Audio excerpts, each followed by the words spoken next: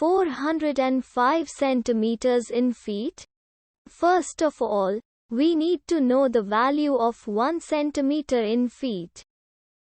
It's always 1 centimeter equals 0.03280839895 feet.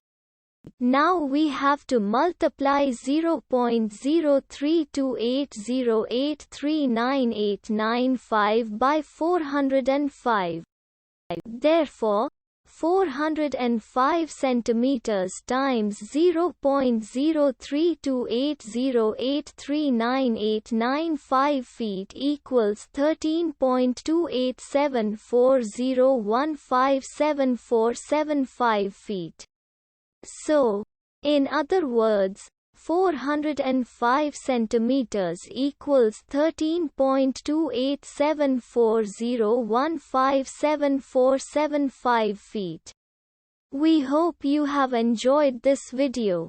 Please like and subscribe to our channel for more videos like this.